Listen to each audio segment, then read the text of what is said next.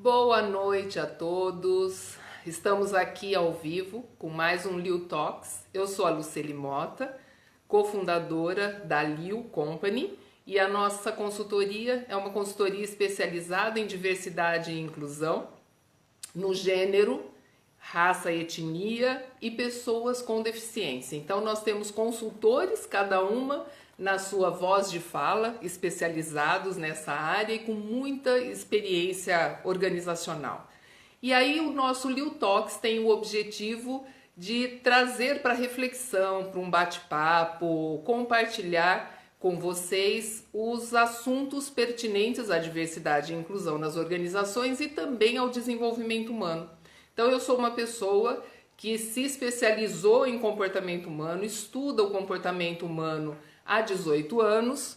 Deixa eu chamar aqui a live, uma solicitação, visualizar a nossa convidada e a gente já continua falando. Vamos conversar com a gente.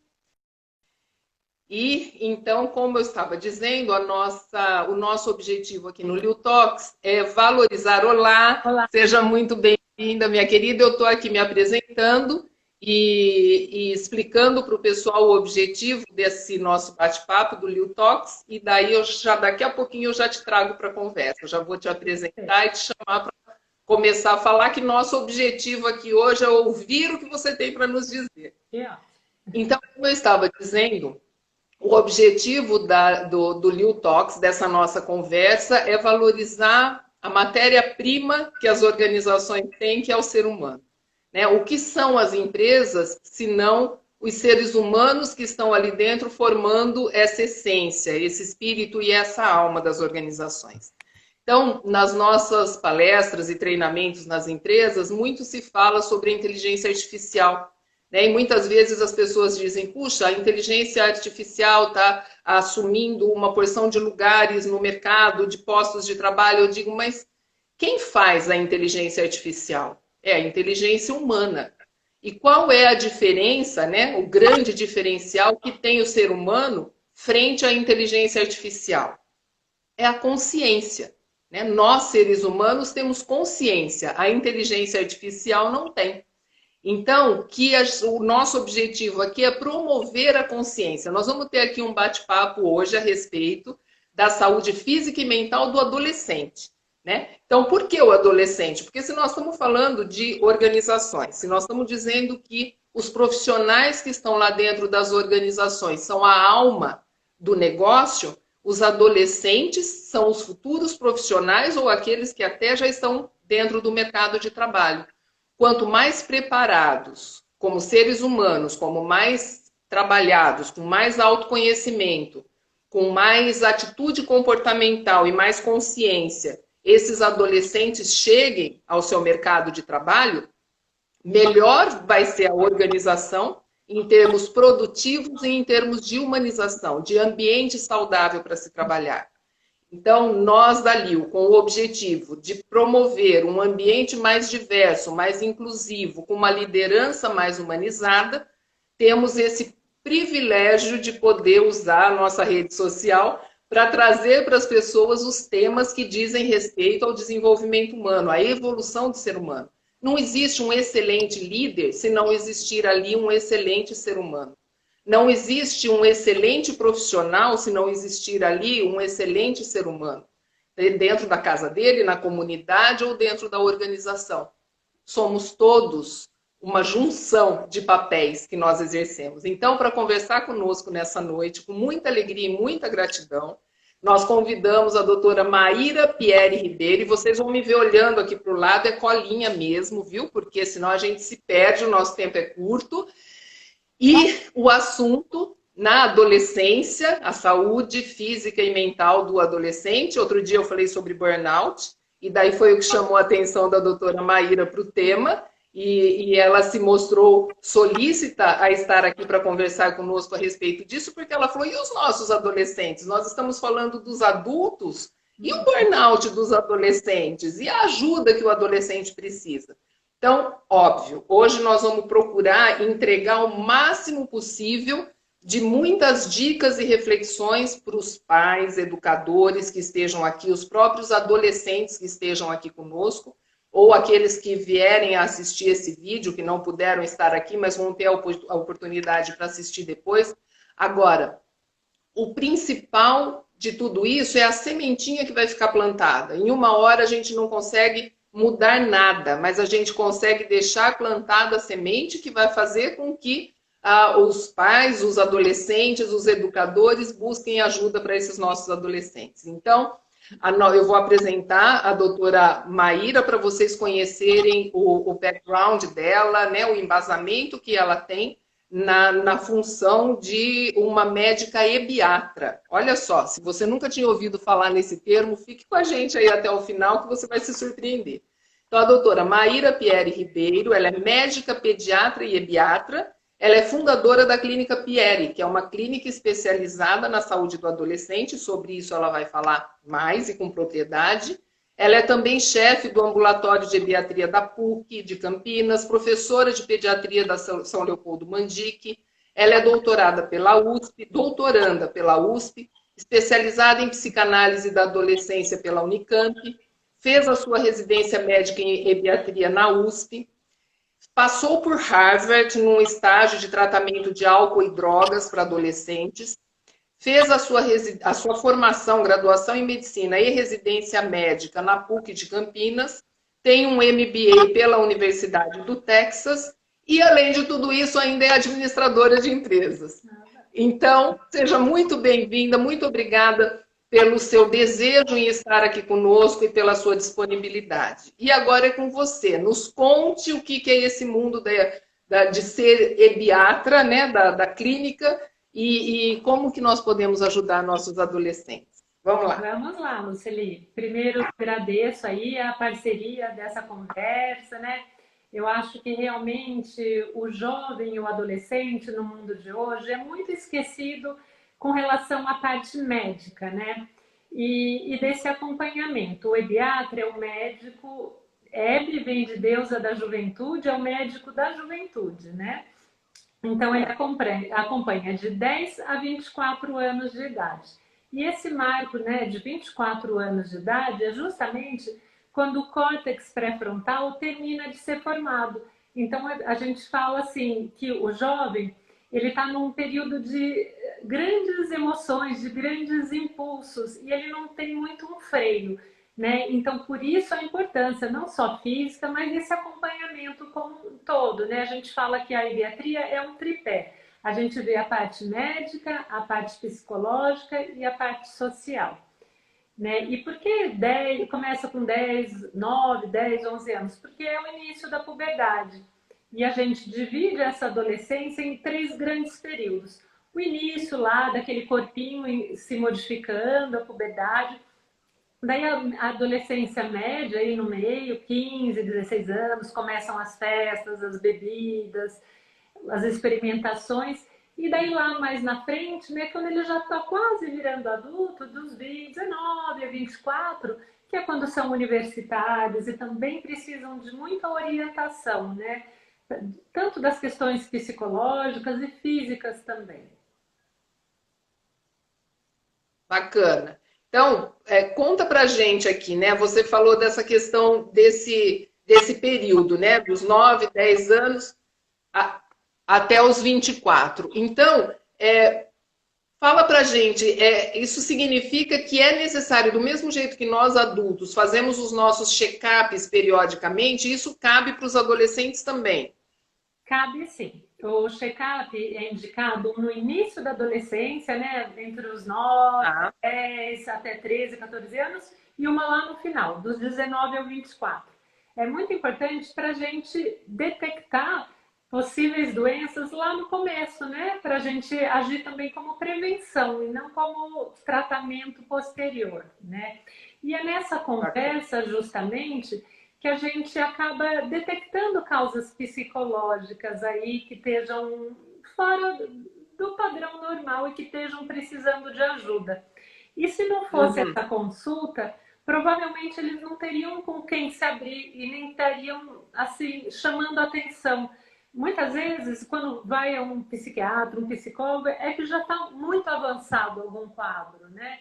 Então, a pediatria age muito nessa questão da prevenção. Olha, eu estou detectando algo aí diferente, uma ansiedade, uma depressão, um comportamento alimentar um pouco diferente, tanto para a obesidade quanto para a anorexia e bulimia. São várias questões que o ebiatra percebe junto com o jovem, né?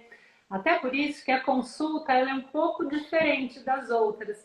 A consulta do adolescente, a gente acolhe, no primeiro momento, os pais, com os pais e os jovens, né? E depois a gente passa um momento só com os pais, só na primeira consulta, né? Perguntando se eles têm alguma questão, o que eles sentem, como eles sentem esse jovem, e depois toda a consulta é feita com o adolescente. Existe até uma confidencialidade entre o médico ebiatra e o jovem que não é quebrada, né? Existem três momentos só de quebra de sigilo, que seriam, até vou falar aqui, né, que é uma gravidez precoce, que a gente precisa, né, um tratamento diferente. Quando tem uma drogadição também, né, não é que experimentação, estamos nós e o jovem lá. Mas quando vira um vício, a gente precisa, sim, estar falando para os pais, e quando tem risco de vida. Mas fora isso, eles têm total sigilo entre tudo que eles falam para a gente, entre nós.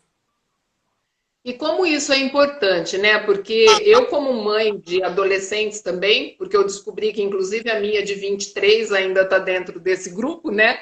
E como é difícil da gente identificar, mesmo estando presente, eu já fui a mãe que tinha 1 hora por dia com os filhos durante muitos anos da vida das minhas filhas, e hoje eu sou uma mãe que tem mais tempo junto, no mesmo ambiente. Não significa que a gente tenha o tempo de qualidade, muitas vezes, que se necessita, porque acaba ficando cada um na sua célula, né? Um trabalhando home office, o outro tendo aula home office, fica cada um ali no seu pedaço. Mas mesmo assim, vamos considerar que a gente tenha tempo de convivência dentro de casa. Às vezes é difícil detectar que esse jovem esteja passando por alguma necessidade específica de ajuda, principalmente na questão emocional. Porque se é um jovem que consegue expressar isso, dizer, olha, não estou conseguindo lidar com uma determinada situação, está sendo muito difícil, eu me sinto desconfortável em tal situação, ou eu tenho vivenciado isso ou aquilo. Agora, nem sempre eles falam, nem sempre eles se abrem e nem sempre a gente consegue perceber, consegue detectar.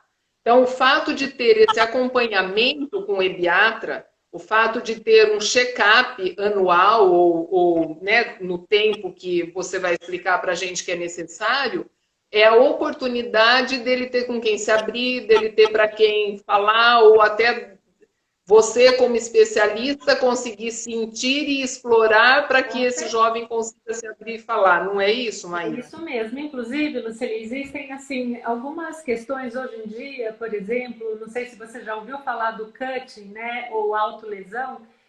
Existem muitos jovens, né, assim, a depressão fica tamanha que o jovem vem a se cortar, ou no antebraço, ou no interno de coxa.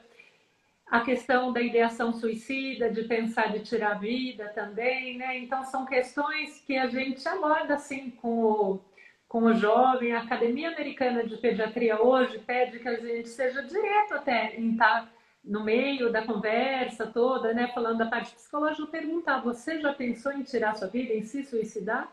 Né? Porque antes era uma coisa, era um tabu muito grande falar, né? E hoje não, hoje existem muitas escolas, existem muitos lugares e a gente faz parte da nossa anamnese como um todo abordar assuntos dessa forma. E não só isso, mas assim, ansiedade, depressão, como que está o seu convívio em casa, como está o convívio com os amigos, e a gente aí, esse olhar mais especializado, vai levantando, né, as possíveis causas e as possíveis doenças psicológicas e físicas, né? Que muitas vezes as causas psicológicas passam para o corpo também, né? Vem a obesidade, ou vem a restrição alimentar, ou vem tantas outras coisas, né? Que a gente precisa estar olhando.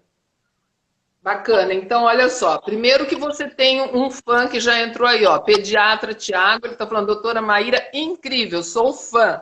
Entrou aí agora, minha filha está aí também participando conosco. Obrigada a todos que estão aqui conosco.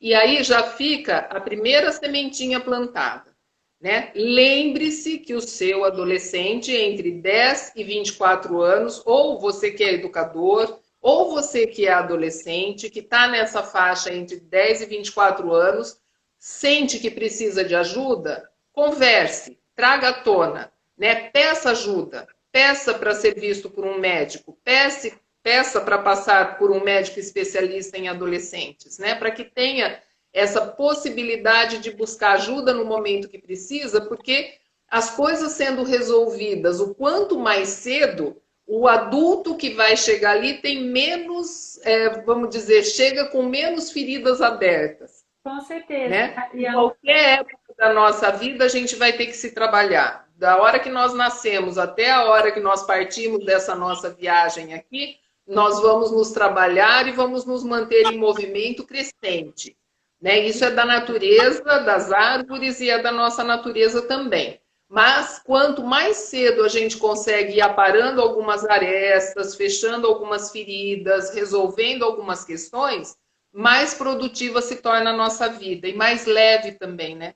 Com certeza, Luceli. Eu acho que uma questão assim que vem muito para nós também, eu acho assim, o ebiatra, a principal função dele é ajudar o jovem a fazer uma boa transição para a vida adulta, para a gente ter adultos mais saudáveis, né? Fisicamente, psicologicamente. Uma outra questão que vem muito à tona e faz parte também da nossa consulta é a questão hoje que ninguém pode negar, né, da mídia, da internet, do celular, o quanto que isso tem assim acarretado uma sobrecarga, né, uma intoxicação digital aí no jovem. Então é algo que a gente sempre lida com eles, não existe uma fórmula mágica, né? A Sociedade de Pediatria prediz, né, que de 5 a 10 anos deve-se ficar 2 horas em telas por dia, de 10 para cima, já se pensou em 4 horas, mas não tem assim, um número exato. Mas não pode estar atrapalhando, né, a questão das lições, da escola, do convívio social. E eu acho que essa quarentena, o grupo que mais sofreu realmente foi os jovens e adolescentes. Primeiro, porque o convívio entre amigos é muito importante para eles, né? Então isso fez com que eles sofressem bastante. E aí, o que sobrou, né? Como que eles iriam lidar com esse convívio? Através, né, dos grupos de WhatsApp, de conversas. Então eu acho que teve um abuso grande. E estudos já mostram que esse isolamento social forçado, né, foi um isolamento forçado, fez com que quintuplicasse as questões emocionais de depressão, de ansiedade, de cutting, de ideação suicida. Então, assim, mais do que nunca, a gente tem que estar atento e lembrar, olha, tá na quarentena, estamos saindo, estamos pondo o pé para fora, mas vamos cuidar da saúde também, porque ela ficou debilitada nesses meses que nós passamos mais do que nunca. Falando nessa questão da quarentena, a gente tem esse paradoxo, vamos chamar assim, né? Se por um lado eles precisam estar mais nas telas por conta da escola, por conta para suprir essa falta da convivência pessoal. Por um outro lado, a gente tem uma pergunta aqui de uma mãe de 3 meninos, 3 rapazes, a Patrícia Troisi, que é uma empreendedora, e ela nos pergunta, assim, de uma maneira bem específica, ela fala, eu gostei dessa palavra que ela usou, eu gostaria de saber como influenciar os nossos filhos positivamente em relação a não ficarem tanto tempo nas telas. Que essa é uma questão que todo mundo vivencia, né? E não só agora na quarentena. Ela foi agravada por essa questão do isolamento social e da necessidade das aulas virtuais. Mas sempre foi uma questão a se lidar, né? Então, nesse termo que ela está usando, como influenciar, quais são as dicas, doutora Maíra, que você deixaria aqui para as mães educadoras ou até para os próprios adolescentes que gostariam de se sentir mais motivados a não ficar tanto tempo na frente da tela, qual é a sua dica? Olha, são várias dicas, mas me veio à cabeça, assim, uma charge que eu vi, era um banco que tinha uma mãe lendo um livro e uma criancinha lendo um livro do lado. E tinha uma mãe no celular com uma criancinha no celular. E essa mãe fala, como é que essa mãe consegue fazer que o filho dela leia livro, né? Então, lembrar, primeiro nós somos o grande exemplo para os nossos filhos, né? E isso, assim, porque nós também, nós nos pegamos, a nossa geração também está extrapolando um pouco o uso de celular e mídias. Então, a gente é exemplo. Dois, refeições. Né? As refeições, para mim, assim, são um momento sagrado, bacana demais para a gente passar com os filhos, né? Então, vamos desligar a televisão, vamos desligar os estímulos, vamos deixar o celular longe da mesa. Hoje, né, outra charge também, assim, o celular fica do lado direito ou esquerdo do prato, né? De como que tá. Então, ó, horrível! Vamos deixar o celular fora. Ó, esse é o momento da gente conversar entre nós, de eu saber como foi seu dia, de eu contar como foi o meu dia também. Às vezes os pais, não, meu jovem não fala nada, ele não me conta o dia dele. E você se propôs a contar como foi o seu dia aí, né? Então eu acho que essa é o exemplo é uma dica, as refeições é um momento precioso entre a família. Eu acho que ajudar o jovem a ter uma rotina aí é bem bacana também, né? A questão da rotina, de você, olha, nós vamos ter um momento do dia que a gente tem que fazer algo ao ar livre. Vamos fazer um exercício, vamos fazer uma atividade aí de lazer, vamos a família, não sei, andar com o cachorro junto às 7 horas da noite, assim, a hora que der aí, né? Então eu acho que vamos ter uma alimentação saudável. E o que a gente pode fazer, né, para estimular outras coisas que não seja só em frente à tela? Lógico, assistir um filme em família, comentar o filme, que legal. Mas vamos jogar alguma coisa, vamos, né, andar no quarteirão. Tem muitas coisas que a gente pode estar fazendo junto, né? Eu tenho visto aí dentro. A gente já vai falar sobre uma questão aqui que a Renata colocou. A minha menina de 8 anos está com ansiedade, né? Então, nós já vamos falar sobre isso. Eu só quero fazer uma complementação nisso que você está falando, da questão de como influenciar, mas também através do nosso exemplo, de algumas dicas, como você deu aí. E também eu tenho visto muita gente relembrando aquelas brincadeiras que a gente fazia na infância da minha geração, que são as brincadeiras ao ar livre. Né? Vamos jogar vareta, pega vareta, saquinho, vamos jogar bola, né? Nem que seja, mas eu moro em apartamento, Luceli, como que eu vou fazer isso? Abre espaço na sala. Né? Às vezes a gente valoriza muito mais a decoração da nossa casa do que um espaço viável para a gente poder dançar com as crianças, botar uma música, fazer uma coreografia. Então, vamos abrir espaço para quem não tem um quintal e não pode sair à rua, vamos abrir um espaço na nossa sala e vamos fazer jogos no chão, né? Coisas que não dependam da tela, que não dependam da televisão, do computador.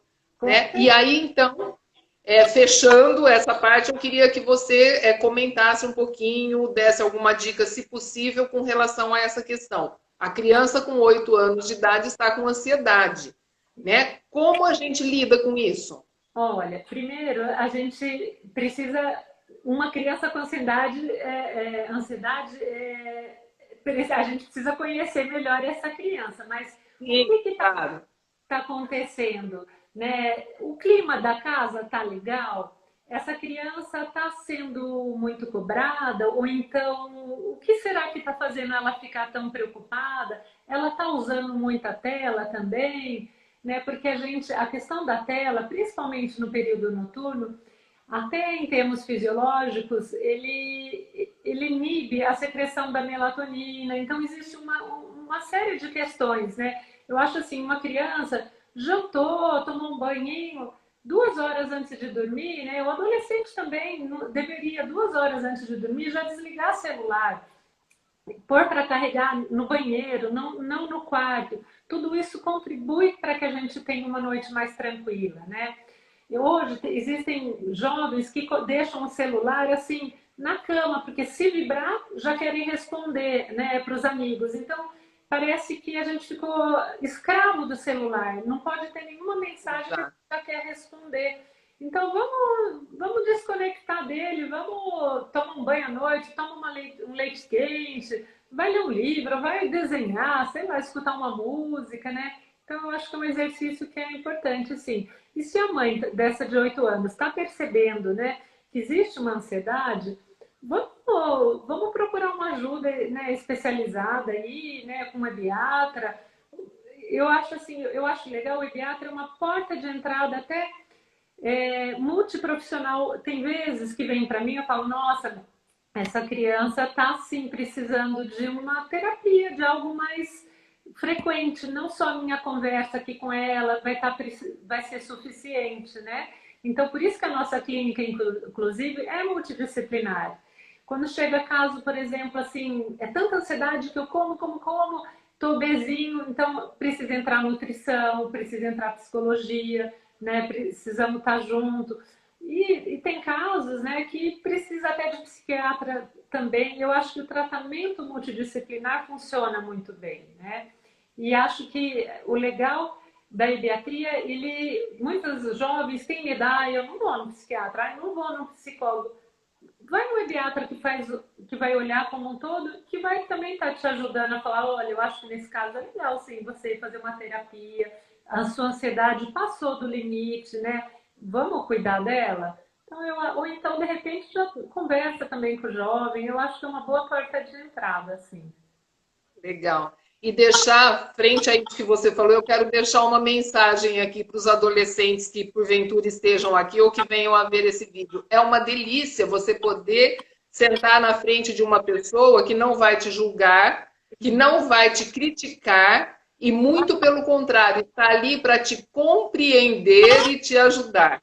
Né? Isso é uma delícia. Então, tanto nós adultos como as crianças precisam perder o medo de estar diante dessas pessoas como se estivesse diante do pai e da mãe, né? Que tem a obrigação de puxar a orelha, de impor limites. Não, o profissional está ali para acolher, para ouvir e para ajudar, sem crítica e sem julgamento. Então, olha que oportunidade, né? E sabe, Luceli, nesse ponto, assim, a questão da sexualidade vem muito à tona também, né? O jovem tem muita dúvida, tem muito questionamento, fala, nossa, eu tenho um namorado, eu acho que uma hora nós vamos ter um relacionamento, mas minha mãe não pode. Se eu fizer isso, eu acho que minha mãe vai me expulsar de casa, ou não sei o que. É alguém para escutar, alguém até para prescrever uma pílula, antes prescrever do que engravidar, né? Falar das doenças sexualmente transmissíveis. Então, é alguém exatamente sem julgamento, né? De religião, de sexo, de qualquer coisa, de gênero, para estar conversando e orientando o jovem. E eu acho que aí já entra uma pergunta, uma das perguntas que vem dos adolescentes, que é assim: como lidar e contribuir para com as diferenças entre as gerações de pais e filhos? Então, nessa questão de conflito de gerações, né? O que essa ou esse adolescente que mandou essa pergunta gostaria de saber qual é uma dica para eu lidar melhor com a questão do conflito de geração? Quando eu vejo, né, essa questão, a palavra que aparece em primeiro lugar para mim é diálogo. Diálogo entre essa família, sabe? Eu acho que realmente são gerações diferentes, mas eu acho que não tem um intuito mais importante, tanto do jovem quanto dos pais, é que um quer que o outro seja feliz.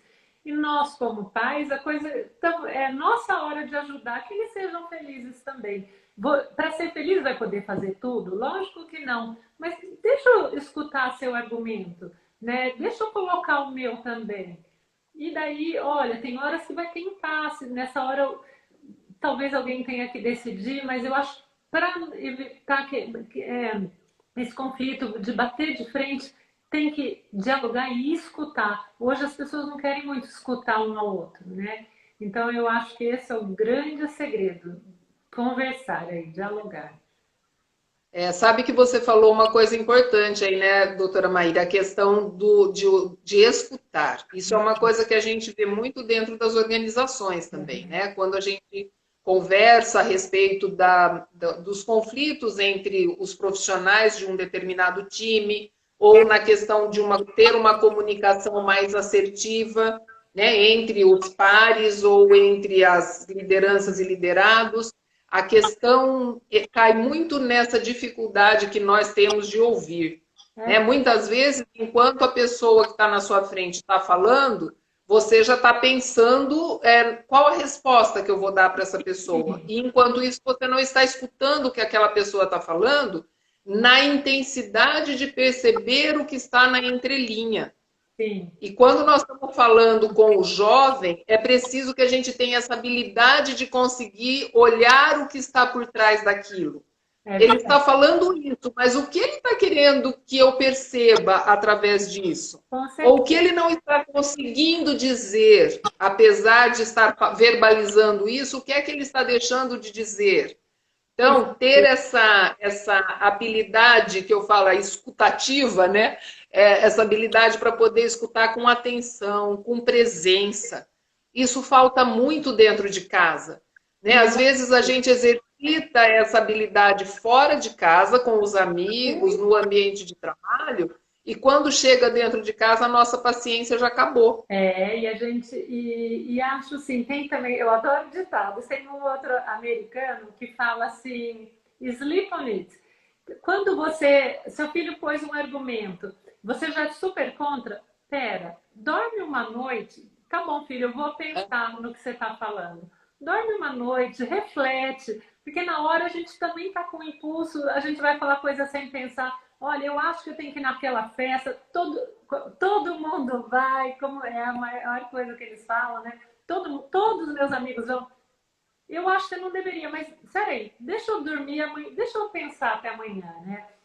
Já não falo não de cara também, deixa eu entender aí o que tá, né? De repente, poxa, eu jovem, eu também queria ir em alguma festa. Será que se eu colocar todos os meus pontos, minhas preocupações aí, será que esse jovem não vai entender? Será que eu não devo dar um voto de confiança aí também, né? Então, eu acho que a gente precisa ser. E outra coisa, o jovem, até porque o córtex dele não está totalmente formado até 24 anos, ele é impulsivo. Então, se ele já é, porque fisiologicamente o cérebro não está pronto, eu não posso ser, porque daí vai ser um embate total, né? Então, ele é um pouco, olha, filho, eu vou pensar. Calma aí você também, né? Então, a gente tem que ajudar, porque senão fica difícil, né? Sim, aí é que entra aquela questão da tomada de consciência, né? De nós evoluirmos no sentido de nos tornarmos pessoas mais conscientes. Porque se nós adultos, que estamos ali na incumbência da educação dos nossos filhos, se nós já conseguimos ou estamos conseguindo desenvolver essa nossa consciência, no momento que entra num embate ou numa discussão, que nós já sabemos o caminho daquele efeito dominó, né? Que se ele disse isso, eu digo aquilo, ele vai dizer aquilo e o resultado vai ser aquele. Se eu tenho essa consciência, eu mudo o rumo disso. Né? Eu digo, não adianta. Se eu disser isso, o resultado lá eu já sei qual vai ser.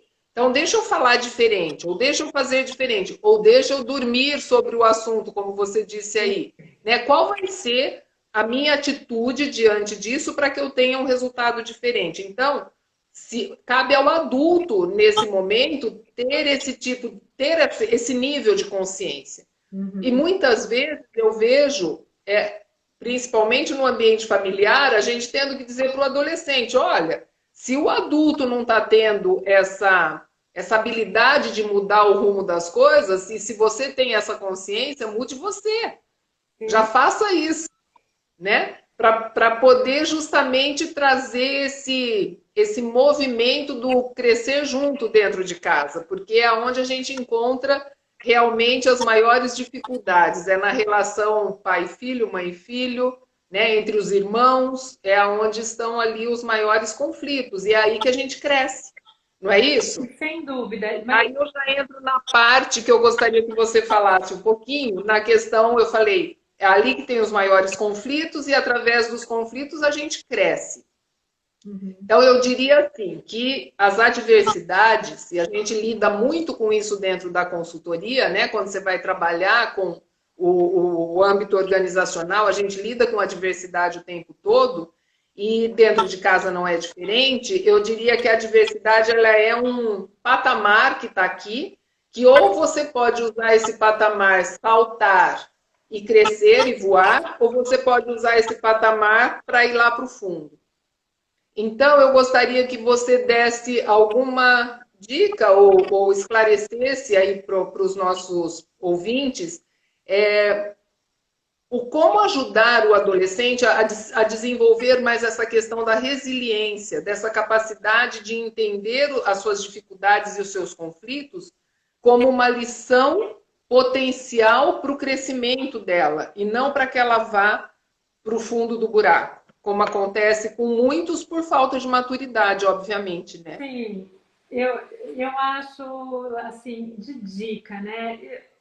Falar a verdade, eu acho, assim, que como pais, nós que precisamos, sinceramente, na juventude, ter essa resiliência mais aflorada do que eles, né? Mas sim, que eles tenham aí, olha, minha mãe e meu pai viveram numa geração diferente, né? Então, ter calma, de vez, tentar conversar, tentar expor, né, os sentimentos e não ter medo de procurar ajuda, né? Porque às vezes não conseguem ter um diálogo. Tem pais que não tem essa, não dão essa, por mais que fale, fala para mim, o que está acontecendo?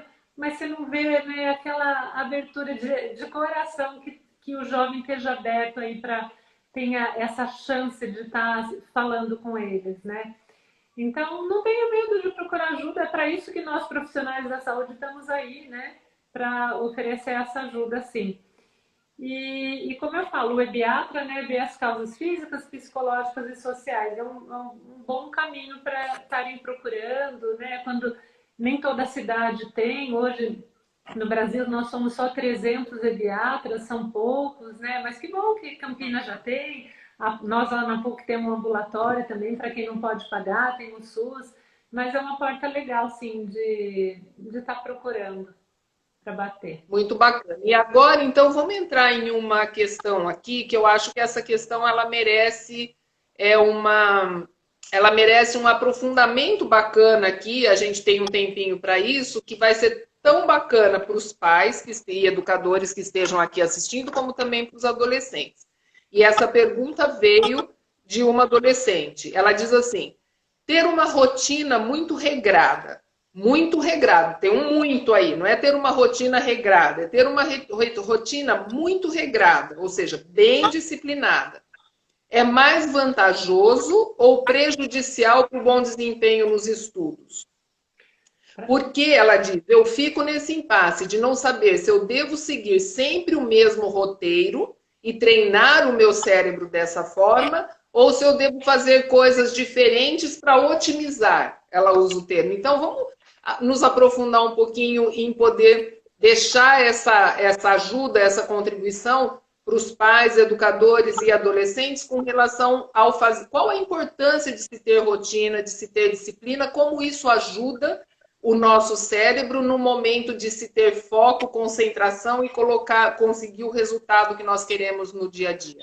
Olha, Luceli, primeiro, tudo que é muito, que já dá um pouco de medo na gente, né? Tudo que é exagerado não faz bem, né? Eu acho que o bom senso é sempre o equilíbrio é a melhor forma. A rotina é bacana, muito bacana. Ela nos ajuda, assim, a sermos mais disciplinados, a sermos estudiosos, a comermos melhor. Mas o muito me preocupa, né? Eu não acho que ele seja bacana, não. Eu acho assim, vamos pôr uma rotina para comer legal, né? Café, almoço, janta, um lanche na manhã, um lanche à tarde. Vamos ter um sono aí, tentar dormir as 8 horas diárias, que é o ideal para o jovem. O que aconteceu nessa pandemia? Assim, os jovens começaram a dormir, e os adolescentes, muito tarde, né? Até porque as aulas online, no começo, agora já está mais regrado, podiam ser vistas a qualquer hora do dia, ou então muitos eram à tarde. Então, eu tive muita procura de jovens que trocaram a noite pelo dia, e isso não é bacana de forma nenhuma, né? Então, olha, vamos ter, primeira coisa, o sono, né? Para a gente ter o nosso bem-estar físico, emocional, a gente precisa dormir bem, comer bem, se exercitar, né? E desenvolver a cabeça também, o cérebro, o exercício físico e o mental, né? Então, vamos fazer exercício aí na semana, pelo menos 3 vezes por semana, de 3 a 5 seria o ideal, mas pelo menos 3 vezes. Vamos, a vitamina D é muito importante, né? O próprio coronavírus está mostrando o quão é importante a gente ter as vitaminas aí em ordem. Então, vamos comer, vamos tomar sol 15 minutos por dia, vamos sair. Então, a rotina, ela nos ajuda, sim, a ser mais equilibrado, a não ter um estresse tão alto. Ele ajuda até para a gente não desenvolver uma depressão aí. Porque pensa alguém o dia inteiro na frente do computador, sem fazer exercício, sem tomar um sol, comendo, olhando aqui a tela. Não dá para ser feliz, não dá para ter saúde física, não dá para ter saúde mental. Então, eu acho que a rotina nos ajuda, mas ela não pode ser muito rígida. De vez em quando, puxa, olha, hoje eu tinha que estudar 3 horas, eu tenho um concurso que eu vou prestar aí, tenho um vestibular, então me programei para estudar 5 horas por dia. Mas espera um pouco, hoje vai ter uma festa da minha melhor amiga. Festa não, a gente, né, um encontrinho por causa aí da quarentena. Lógico que é para ir, vamos embora, vamos ser felizes aí. E depois a gente põe em dia, né, as horinhas ali que ficaram para trás. Isso tudo até faz bem para a gente. Então, assim, a regra existe para nos ajudar, não para nos atrapalhar, né? Eu não vou deixar de fazer nada importante porque eu tinha que estudar 5 horas por dia. Então, eu acho que uma maleabilidade é bacana aí. Ou seja, fica o recado, vamos ver se eu entendi bem.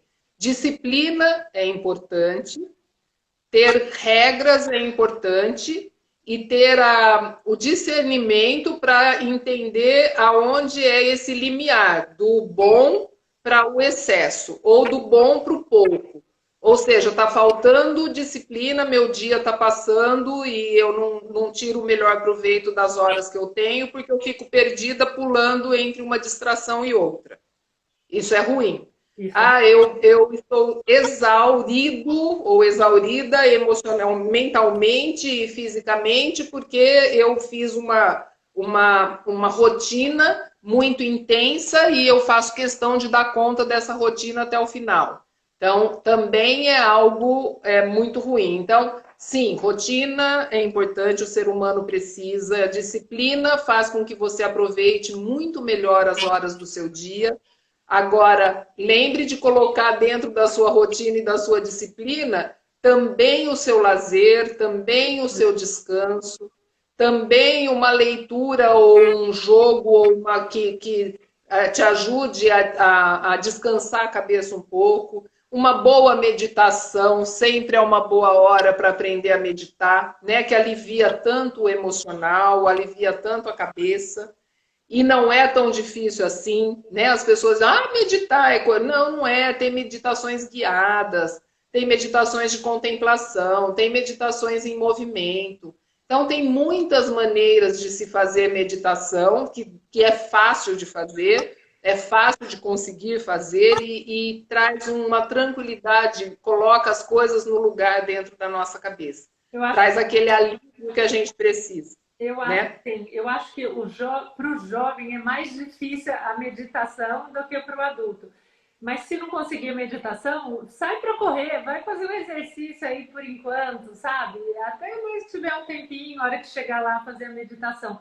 Mas faz alguma coisa assim, fora, né? Se vai correr, se puder, sem o som, aproveita o som da natureza aí um pouquinho, né? Em vez de pôr já o fone de ouvido, tira numa volta que você for dar para você escutar a natureza. Tudo isso contribui, né? Ó, nós estamos empolgadas aqui falando, eu estou vendo um monte de gente entrando. Amor Kids, Miguel Yugas. Então tem uma porção de gente que já passou por aqui, que enquanto a gente estava falando eu não quis interromper, eu quero agradecer muito cada um de vocês que está entrando aqui E olha, ainda nós temos alguns minutos bons aqui de conversa, dá tempo de você mandar isso aqui para quem você quer que escute, porque vão ter umas dicas, umas sementinhas que a gente vai jogar aí no final. Então, manda lá para o pessoal que você quer que entre aqui, que assista, que veja, e para quem já está aqui, muito legal. Quero ver suas perguntas, né? Então, coloquem as perguntas de vocês aqui. Aproveitem a doutora Maíra, perguntem as suas dúvidas, o que você gostaria de ouvir dela. E enquanto vocês colocam a pergunta de vocês aqui, você falou com relação à parte de atividade física, né?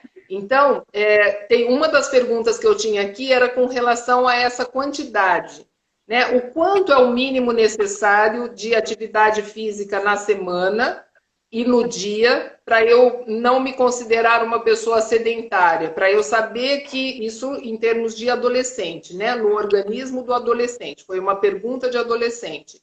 Para eu saber que eu estou colocando uma quantidade de atividade física na minha rotina que vai atender à necessidade do meu organismo como adolescente. Quanto seria esse mínimo, mais ou menos? O mínimo hoje a gente pede 3 vezes na semana, 1 hora por dia, mas o ideal mesmo é que fossem 5 vezes na semana de 1 hora, né?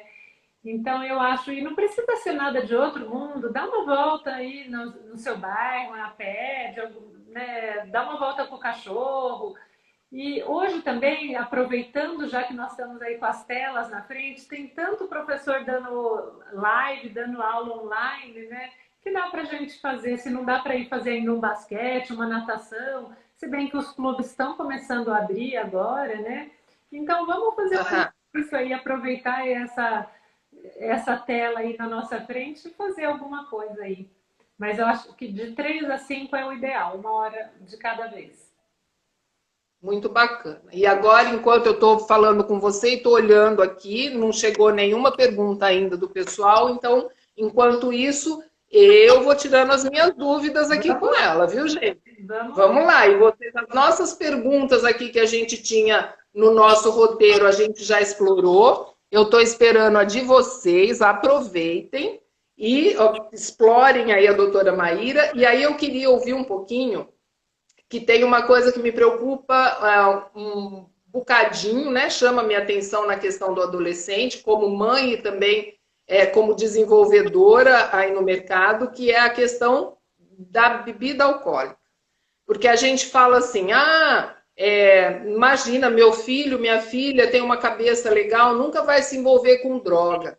Só que o álcool é uma droga lícita.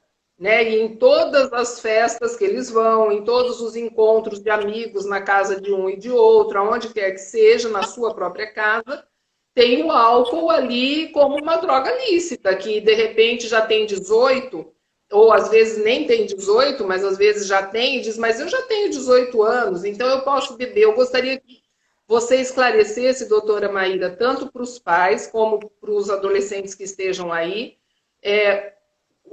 qual é o impacto do álcool no organismo de um adolescente? A gente já sabe o impacto no organismo de um adulto. E a gente sabe que no adolescente isso é ainda mais grave. Então, explica, conscientiza, para que quando o adolescente vá beber, ou o pai e a mãe estejam autorizando que o filho beba, ou esteja percebendo que o filho está bebendo cada vez que sai, cada vez...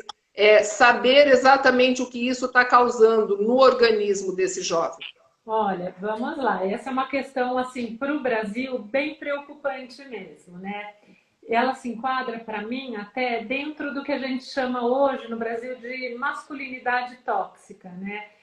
Que é disso tudo, masculinidade tóxica, dá para falar, é um outro capítulo, mas o brasileiro acha que é bonito o filho beber.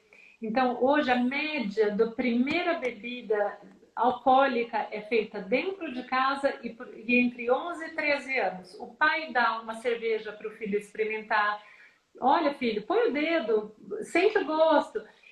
Então, é um estímulo, como se fosse algo viril aí, né? Do homem estar bebendo. Então, sim, ela traz grandes prejuízos para o cérebro, principalmente quando ele está em formação. Tanto a bebida quanto a maconha, né, que são drogas comuns em adolescentes. Eu acho que são muito liberadas as faculdades mesmo, a gente vê, né? Ah, é a chopada da virada, a chopada de entrada. Então, assim, é uma cultura brasileira que incentiva essa bebida, assim. Quantos jovens perdem a vida ou vão parar em um hospital? Eu acho que a gente precisava ter mais consciência como família, como faculdades também, para não incentivar essa bebida aí. E sim, faz muito. Quanto mais cedo você experimenta maconha, o que seja, maior a chance de você ter prejuízo no cérebro, de você ser uma pessoa viciada mais tarde, né? Então eu acho sim que a gente tem que estar de olho e estar atentos dentro de casa também, né? Estamos dando exemplo, ou eu vi assim, como meus filhos numa escola boa, né?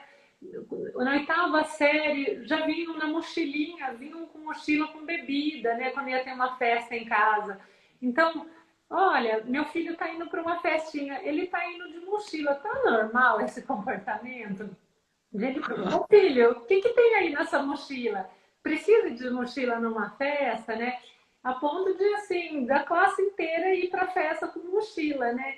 Então, eu acho que a gente tem que ficar atento, sim. A bebida no Brasil, ela não é rigorosa. Hoje, duas coisas a Sociedade de Pediatria chama atenção, né? Uma, se você pedir para o drive-thru, para alguém trazer na tua casa, né? O delivery, uma bebida alcoólica, vão trazer. Se for 2 meninos de 14 anos, vão trazer bebida alcoólica na sua casa. Esse é o ponto número 1. E o ponto número 2, hoje existem sobremesas, né? Estavam vendendo no carnaval passado um sorvete com bebida alcoólica dentro, né? Que foi para o Brasil inteiro. Então, assim, poxa, que regulamentação é essa que não está olhando? Ou nós, como pais, também estamos incentivando, vamos experimentar como que é? Não, não pode, né? Então, eu acho que, assim, como família mesmo, a gente tem que estar atento também. Essa é uma tecla que eu bato muito na minha casa e eu sou considerada chata, né, por conta disso. Porque eu sei, eu tenho formação em medicina chinesa também, então eu sei o malefício do álcool no organismo. Eu bebo vinho, eu bebo uma cervejinha, eu bebo uma caipirinha, eu bebo um gin, mas é uma quantidade pequena, é de vez em quando, é limitado, né? Então, eu sei que esse também é um malefício para o meu organismo, mas eu já tenho uma idade muito diferente daquele adolescente e é dentro de um limite, né? Eu tenho essa capacidade de discernimento até onde eu posso ir.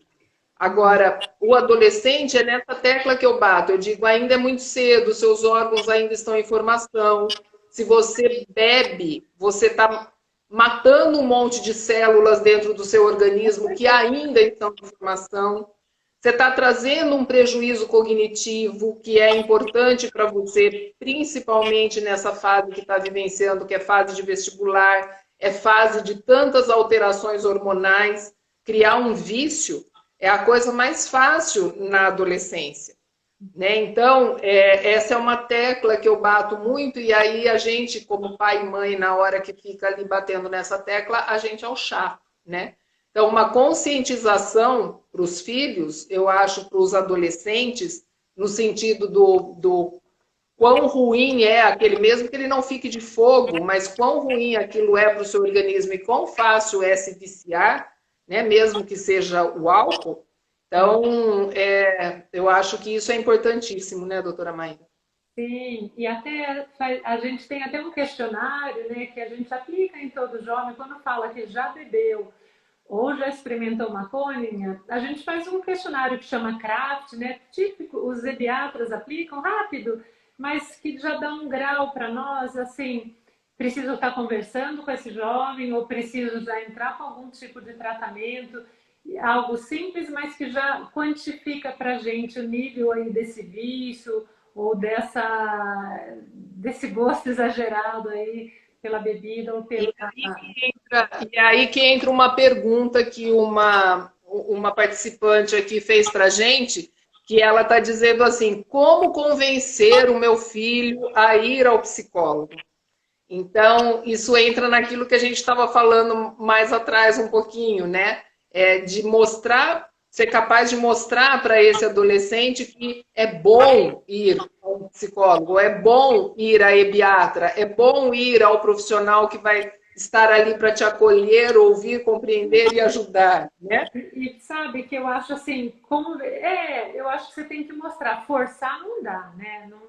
Não vai funcionar. Ó, você tem que ir, não. Mas por isso que eu acho que o Ebiatra é uma excelente porta de entrada.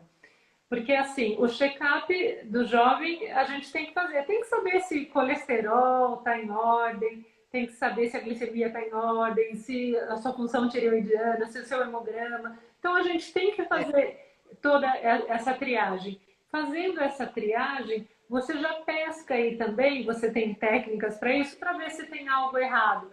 Então, eu acho que quando você não vai diretamente para, ó, já vamos tratar da sua saúde mental. Não, vamos tratar da sua saúde física e vamos, de repente, vai que tem alguma coisa da psicológica, mas isso o Ebiatra vai estar falando. Então, eu acho que é uma excelente porta de entrada para e tira esse estigma, olha, eu tenho alguma coisa que não está legal já, né? E esse estigma nem deveria existir, porque não tem mal nenhum, a gente vai, todo mundo deveria fazer uma terapia aí na vida, né? Tá. Mas é o autoconhecimento, né? A terapia traz o autoconhecimento. Todos nós, em qualquer fase da nossa vida, precisamos. Só crescemos se nós tomamos consciência de nós mesmos, né? E aí a gente consegue lidar melhor com o outro também. Mas, ó, nós estamos indo para 5 minutos, faltam 5 minutos para nós terminarmos. Então, eu queria ver se mais alguém tem alguma pergunta para aproveitar. E, caso não tenha, eu gostaria que você já desse a sua mensagem final. Vamos fazer um print aqui da nossa tela. Vamos aproveitar esse momento. Aê! Ótimo! E agora, então, você dá o seu recado final para o pessoal, porque não entrou nenhuma pergunta aqui no momento. Então, vamos lá. Eu acho só assim, de recado, que o jovem, né, não tenha medo de procurar ajuda, que ele vá assim ver se a saúde dele física, mental, né, social, psicológica, como um todo esteja bem. Que nesse momento de quarentena, que sim, o jovem teve esse isolamento forçado e foi mais difícil para o jovem, que ele tenha um pouco de paciência, mas que lembre que a rotina ajuda ele a ter uma qualidade de vida melhor, de fazer um exercício, de comer regularmente, de ter um sono adequado, tudo isso ajuda muito. E que aproveite, porque é uma fase linda da vida, tem aí seus contrassensos, mas é linda a juventude, né? Quem não lembra com saudade da sua adolescência? Então aproveitem, curtem, com moderação, com juízo, e é isso aí. Então eu quero aproveitar primeiro para te agradecer por essa disponibilidade para estar aqui com a gente, esse desejo de contribuir com todos que vão ter a oportunidade de assistir ao nosso vídeo, que puderam estar aqui conosco. Então, obrigada a cada um de vocês que passou por aqui conosco, que estiveram aqui conosco na live. Agradeço muitíssimo e fica aqui o nosso carinho para cada um de vocês. Logo o Lil Talks já está de volta com mais um tema que já está lá na caixinha e que vai ser bem interessante também. Logo a gente começa a divulgar. Então, um abraço enorme, doutora Maíra. Vamos cuidar dos nossos adolescentes com muito carinho, com muito amor e buscar ajuda, né? Que sozinho, às vezes, a gente não dá conta. Não mesmo. Tudo de bom e obrigada aí também, viu? Um abraço. Muito obrigada. Um grande abraço a todos. Grande beijo. Tchau, tchau. Até a próxima. Tchau, tchau. Tchau, tchau.